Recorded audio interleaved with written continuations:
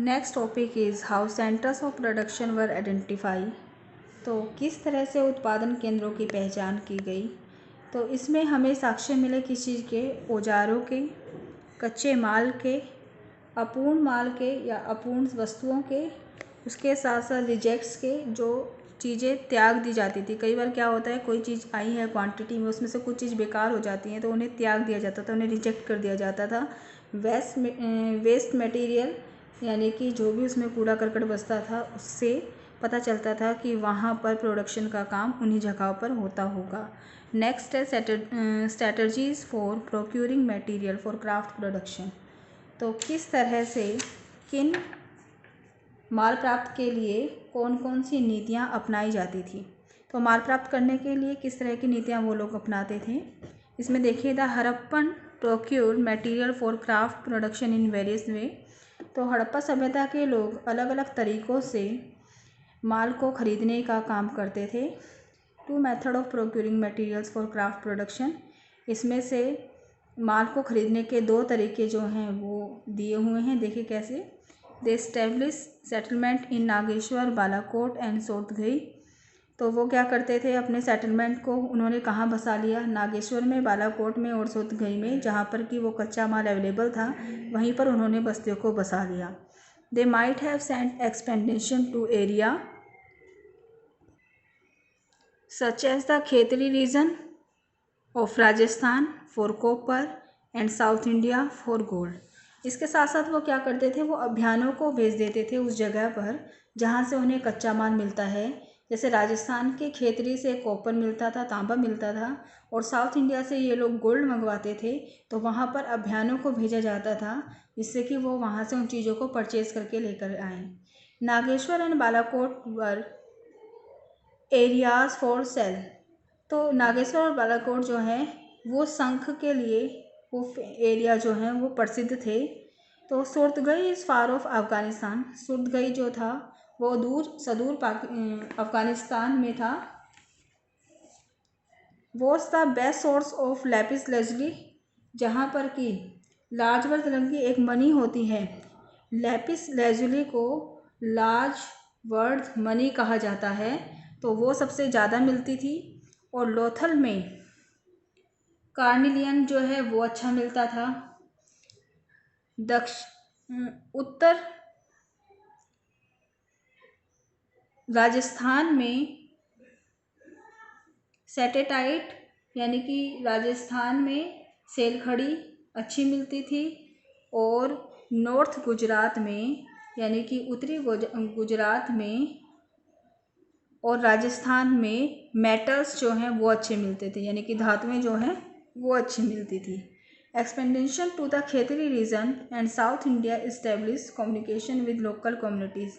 अब देखिए, जब कहीं पर कोई व्यापार करने के लिए जाते हैं तो व्यापार करते समय वो बहुत सारी चीज़ें जो हैं एक दूसरी सभ्यता में आदान प्रदान होती हैं। तो हड़प्पा सभ्यता के लोग वहाँ की लोकल कम्युनिटी से, वहाँ के स्थानीय समुदाय से मिलते थे और वहाँ पर उन दोनों के बीच में कम्युनिकेशन जो है वो भी इस्टेब्लिश हुई। कम्युनिकेशन का मतलब यहाँ हम बातचीत से नहीं ले रहे। कम्युनिकेशन का मतलब यहाँ जैसे हड़प्पा सभ्यता की कुछ चीज़ें जो हैं हमें कहाँ से मिल गई, साउथ इंडिया की, दक्षिण भारत की कुछ साइड से मिली हैं। तो इससे ये पता चलता है कि वो लोग यानी कि हड़प्पा सभ्यता के लोग दक्षिण भारत में अपने अभियानों के लिए जाते थे जिससे कि वो वहाँ पर लोकल यानी कि स्थानीय समुदाय से मिलते थे। उसके बाद है next contact with distant land, सुदूर क्षेत्रों से संपर्क। तो सुदूर क्षेत्रों से संपर्क में आएगा trade relation with the world, यानी कि पूरे संसार के साथ जो व्यापार था वो होता था। Archaeological find suggest that the Harappans maintain long distance trade. Archaeologically यानी कि जो हमारे पुरातत्व इतिहासकार हैं उनका ये मानना है कि हड़प्पा सभ्यता के लोगों ने सुदूर क्षेत्रों से भी व्यापार को मेंटेन किया था, व्यापार वहाँ पर किया जाता था। The main source of long distance contact including seals, weight, dice and beads. तो इस तरह से जो लंबी दूरी के क्षेत्र थे वहाँ पर सील यानी कि मोहरे, वेट यानी कि नापतोल के सामान, डाइस और उसके साथ साथ बीड्स यानी कि मनके जो हैं वो बेचे जाते थे या वहाँ से उनके द्वारा व्यापार जो है वो किया जाता था। नेक्स्ट आएगा Harappan probably had trade contact with the Oman peninsula. इसके साथ साथ ओमान जो प्रायद्वीप है वहाँ पर भी हड़प्पा सभ्यता से व्यापार के साक्ष्य जो हैं, शायद उन लोगों से भी व्यापार जो है हमारा होता होगा, यानी कि हड़प्पा सभ्यता के लोगों का व्यापार वहाँ पर भी होता होगा। Chemical analysis have shown that both the Omani copper and Harappan artifact have traces of nickel, which suggested a common origin. जो केमिकल चेंजेस यानी जो केमिकल एनालिसिस किए गए यानी कि जो रासायनिक विश्लेषण किए गए उसके आधार पर ये पता चलता है, जैसे कि ओमानी जो कॉपर है, ओमान पर जो तांबा प्राप्त हुआ है उसमें क्या मिले हैं, वहाँ पर उस कॉपर में निकल के ट्रेसेस मिले हैं, यानी कि निकल के होने की भी संभावनाएं उसमें दिखाई दी हैं। और हड़प्पन जो कॉपर होता था उसमें भी वो लोग निकल की मिलावट करते थे और जो ये ट्रेसेस हैं ये समान अनुपात में देखने को मिले, तो इससे ये सजेस्ट होता है कि दोनों का ही एक दूसरे से जो है वो लिंक था, यानी कि वो व्यापार के द्वारा एक दूसरे से जुड़े हुए थे। और जब कोई भी देश आपस में व्यापार से जुड़ते हैं तो उनके बीच में बहुत सारी दूसरी चीज़ों का भी आदान प्रदान होता है। तो इस तरह से ये रासायनिक विश्लेषण ये बताता है कि ओमान के साथ भी हड़प्पन सिविलाइजेशन के यानी कि हड़प्पा सभ्यता के व्यापारिक संबंध रहे होंगे। There are similarities between certain other types of objects found at this site.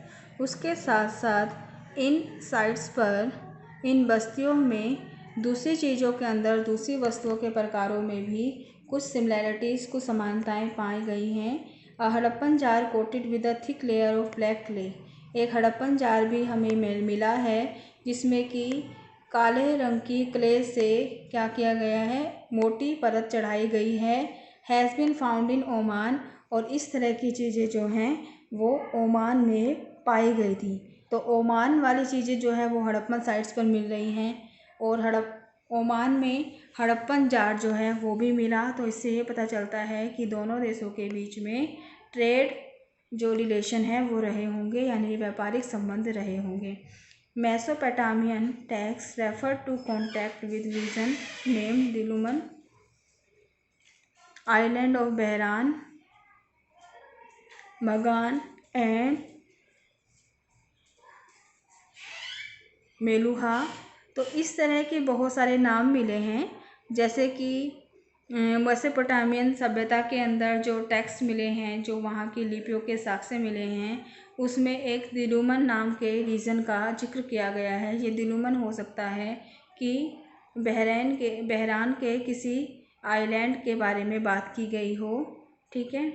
एक मगान का नाम लिया गया है, मगान ओमान को रिप्रेजेंट करता है और मेलुहा जो है वो हड़प्पन सिविलाइजेशन को रिप्रेजेंट करता है, ऐसा इतिहासकार जो है अपना मत रखते हैं। नेक्स्ट है सील एंड सीलिंग, मुद्राएं और मुद्रांकन, मोहरे और मुद्रांकन। Seal and sealing were used to facilitate long distance communication.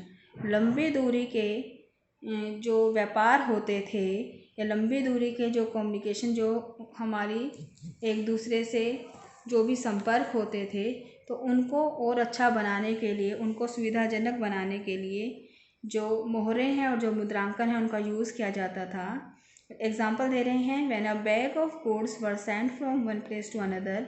जब एक वस्तुओं का भरा हुआ थैला या बैग जो है एक जगह से दूसरी जगह पर भेजा जाता था, its mouth were tied up with a rope. उस थैले के मुंह को रस्सी से बांध दिया जाता था।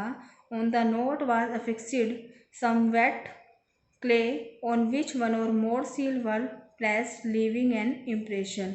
और उस गांठ, जिस रोप से उस पर गांठ लगाई जाती थी, उसकी नोट पर एक वेट क्ले जो है उससे स्टैम्प कर दी जाती थी, ठीक है। वेट क्ले से एक सील लगा दी जाती थी, एक मोहर लगा दी जाती थी। और ये जो मोहर है इससे इसको दबा दिया जाता था।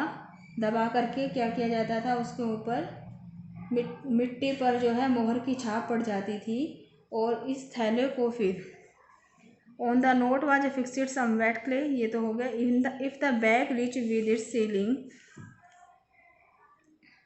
Intact it mean that it had not been tampered with.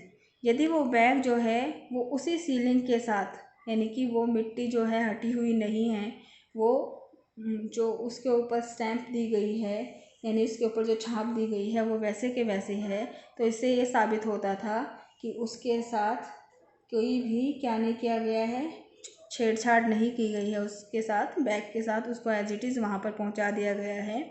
The ceiling establish the identify of the sender. इसके साथ साथ जो वो सील होती थी उस पर क्या किया जाता था, भेजने वाले की पहचान के लिए पहचान भी अंकित की जाती थी या मुद्रित की जाती थी।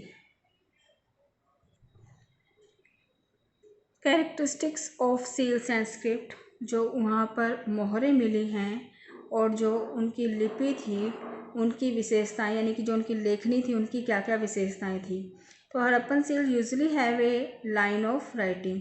हड़प्पन सील्स पर हमेशा एक लाइन जो है वहाँ पर उनकी लेखनी की भी मौजूद होती थी।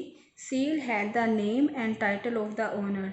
जो मोहरें होती थी उस पर नेम और टाइटल जो है ओनर का, यानी कि मालिक का नेम और उसकी उपाधि जो है वो होता था। Seal had a motive generally an animal. Seal के ऊपर एक मोटिव भी लगा हुआ होता था। इसको एक, यानी कि ये मोस्टली जो है जानवर की शक्ल का होता था। हो सकता है ये उन लोगों के लिए हो जो पढ़ नहीं सकते हो, यानी कि अनपढ़ लोग जो हैं वो पहचान किससे करते थे, मोटिव से करते थे। जो उसके ऊपर जानवर का चित्र बना हुआ था उससे वो लोग पहचान लेते थे ये किस सेंडर ने उन्हें भेजा है। Seal were basically used to convey the identifying of the sender and to facilitate long distance communication. Seal जो है वो बेसिकली किस लिए यूज़ की जाती थी कि वो सेंडर की, भेजने वाले की पहचान जो है वो बता सके। इसके साथ साथ लंबी दूरी के संपर्क जो हैं वो बिल्कुल सुगमता से हो जाए, आसानी से हो जाए, इसलिए सील का निर्माण किया गया था। The Harappan inscription are short. जो हड़प्पा सभ्यता के अभिलेख मिले हैं वो काफ़ी छोटे हैं। The script was not alphabetical and written right to left. जो स्क्रिप्ट्स है, जो लिपि है, जो लेखनी है वो अल्फ़ाबेटिकल नहीं है, बल्कि किस तरह की लग रही है, पिक्टोग्राफिकल बेस लग रही है, चित्रात्मक लग रही है। इसके साथ साथ रिटन राइट टू लेफ्ट, ये राइट टू लेफ्ट लिखी गई है, यानी कि राइट हैंड से लेफ्ट हैंड की तरफ से लिखा गया है। मैनी साइंस वर्ड यूज़, इसमें बहुत सारे चिन्ह यूज़ किए गए हैं। लगभग 375 से लेकर के 400 के बीच में इनकी संख्या है। इतने चिन्हों को यहाँ पर यूज़ किया गया है। The script still remain undeciphered to date. आज तक के समय में इस लिपि को कोई नहीं पढ़ पाया है, यानी कि आज तक की डेट में ये लिपि जो है ये अनडेसिफर्ड है, यानी कि इसको कोई समझ नहीं सका है, पढ़ नहीं सका है और समझ नहीं सका है। ठीक है, तो नेक्स्ट वीडियो में हम इसके नेक्स्ट पार्ट को कंटिन्यू करेंगे। थैंक्स।